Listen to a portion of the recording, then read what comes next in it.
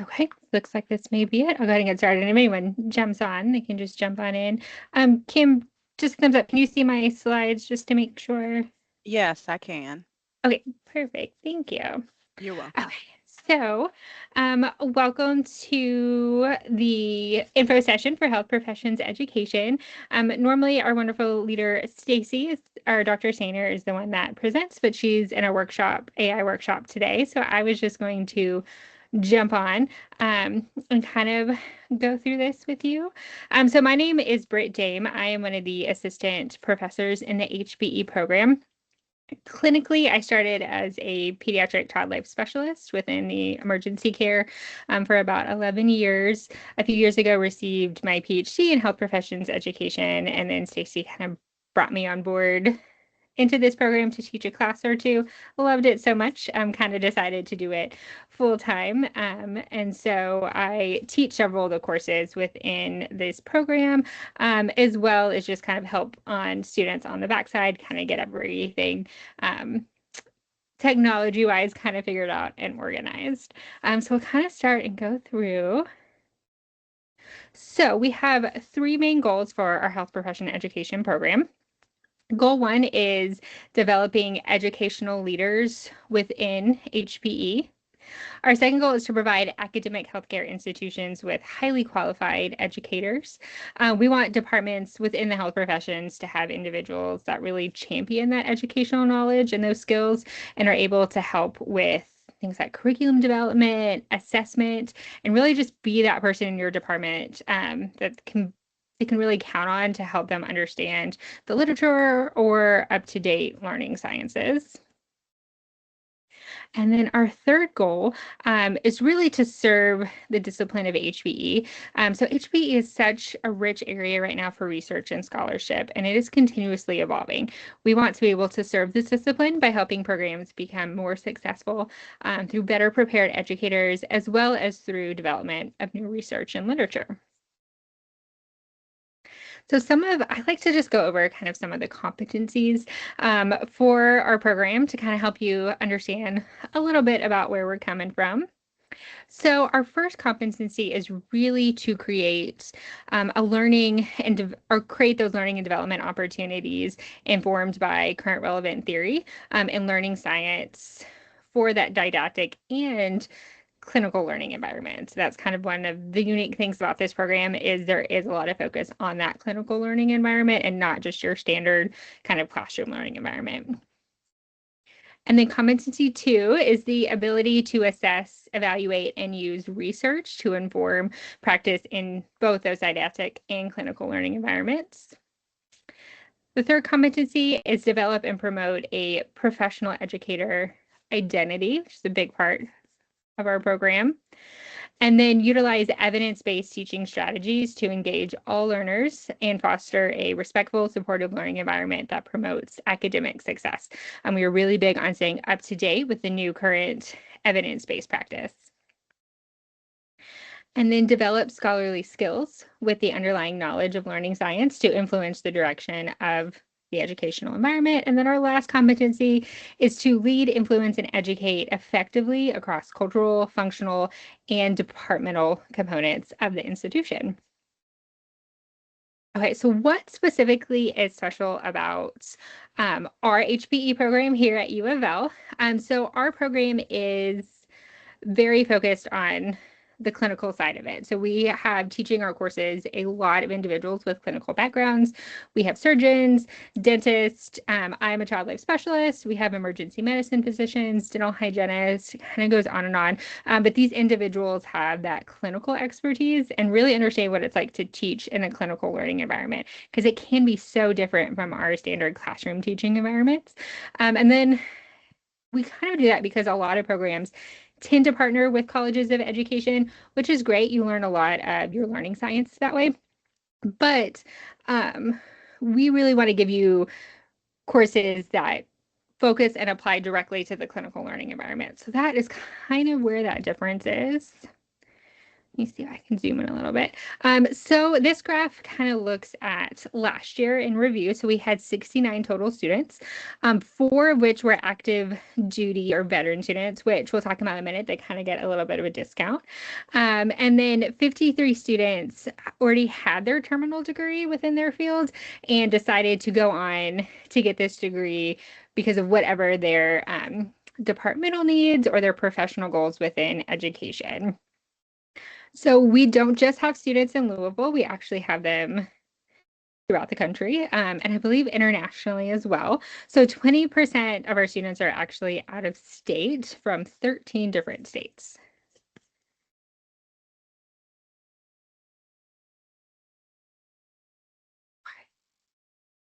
So, like I mentioned, a lot of our clinicians have that educational degree. Our courses are 8-week asynchronous courses, which means that you are able to take, it's just kind of one course at a time, and you're able to back them up. So each semester, except for the summer, you can take one, and then fall and spring, you're able to take 2 courses back to back, which kind of allows you just to focus on one course at a time, just 8 weeks of work at a time. And I would say anyone can do anything for 8 weeks. So it kind of breaks it down really, really nicely. Okay. And then our concentration is really focused on that teaching. So not just teaching in general, but also how are we teaching within health professions education within that clinical environment. And then we really care about impacting the next generation of providers and supporting your journey. We understand kind of the significance of this program and that each of our students is going on to educate the next generation of healthcare professionals.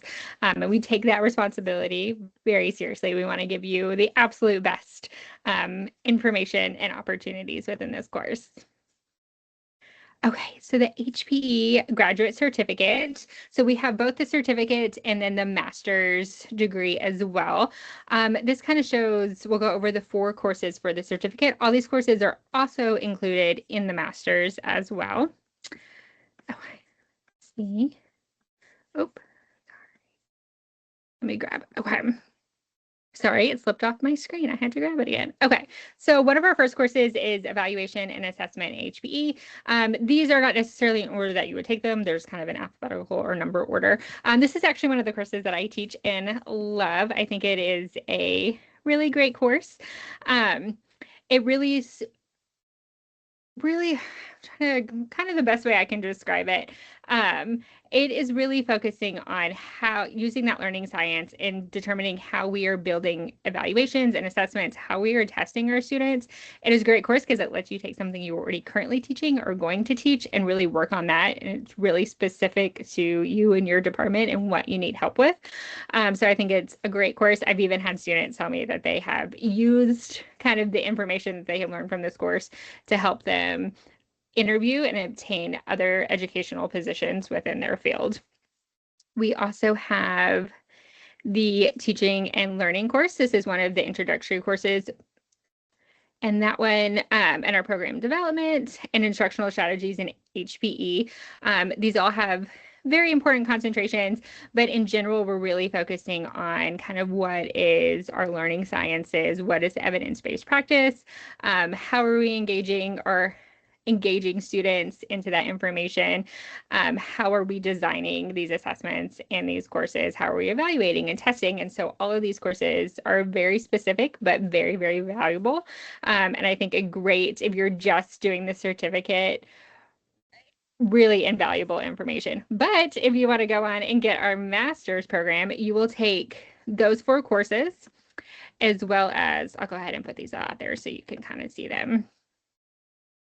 There we go. So it is 33 hours total. But like I said, you will take those 4 courses. You will have at the end, a 16-week kind of capstone project that you will work on, as well as you get to choose 4 electives from those listed. So it kind of takes that additional introductory courses, and then we go into a lot more detail. Plus you get to work on a project that you can actually implement within your department with a lot of hands-on guidance during that project. And I do find, I'll kind of go back, I do find a lot of students will kind of start out with the certificate program and then kind of move on and decide to do the master's as well because they want to get some more of that information and that experience that we offer. So how do you apply? That's probably the important part. That's a big part of why we're here to kind of learn about. So you will want to go online and complete the graduate application. You'll need one letter of recommendation with that. You'll have to submit a personal teaching statement. There is an application fee associated with that for $65. And then you'll also want to collect and submit all of your official transcripts. So the next start dates for both the cert and the master's degree is coming up this fall. We just passed the start for summer, I believe today or yesterday, or yeah, it was yesterday. So the next start date will be in the fall, either August 10th or August 8th for both of those, as well as I need to add, there'll be start dates in the spring as well. And then for the master's, you can also start in the summer. For the cert, you can only start twice during the fall or twice during the spring. So a little bit more key information.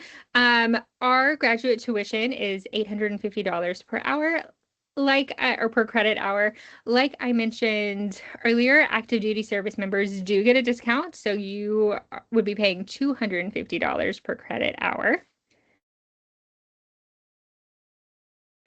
It is, like we talked about earlier, 8-week asynchronous courses. It is very flexible. While some courses may have a synchronous meeting that may happen towards the beginning of the program, those are not, or it's not required for you to attend. Those are always recorded and you can watch later if need be. We recognize that most students have other clinical responsibilities as well. So we try to make this program very flexible and virtual with those opportunities to kind of engage synchronously with your peers and your instructors if you want to, or if your schedule allows it to. And then typically, if you're completing the master's, it takes about 2 years and 1 semester to finish that master's. That last semester is really working on that capstone project. And then, let me see. Kim, did I leave anything important off? No, you covered everything. Sounds good. Well, I can open it up for questions. If anyone has any questions, this is Jamise, who is our admissions specialist, and then Dr. Saner, who I talked about in the beginning, who is our program director as well, with their information if you have any questions. But I am welcome to hear any questions right now if anyone has any.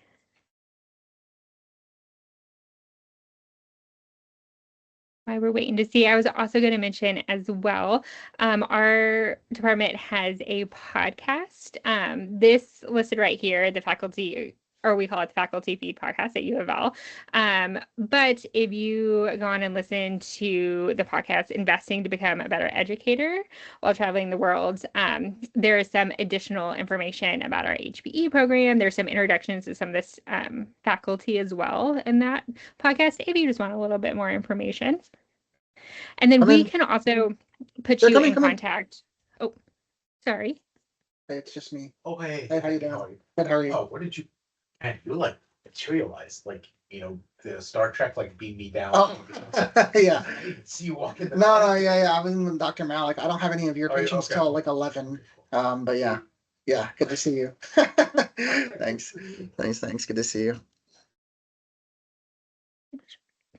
I like you too, sir. Oh, I think someone's mic is just on. But I was going to let you know that if you want to get in contact with a recent grad or a current student, we can also set you up as well, just to kind of get some feedback from them on how the program is and how it works for them and their schedule and kind of what they are learning from it as well. So please reach out if you would like to get in contact with one of them. And I believe Kim just dropped that podcast in the chat as well. If you want to check it out and listen to it. But other than that, I'll hang on for a few minutes. If anyone does have any questions, you can also post them in the chat if you want to as well.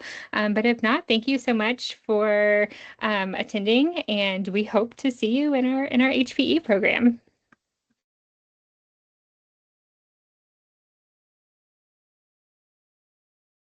Hi, my name is Danny. I I had a couple questions for you. I'm sorry, I came on like a little late, but Oh, I no, guess you're good. first question would be when's the deadline to apply? Let me see if I can go back. Let's see, did that slide pop up for you? I'm not sure. I know what the start date is. Kim, do you happen to know what the deadline is for applying?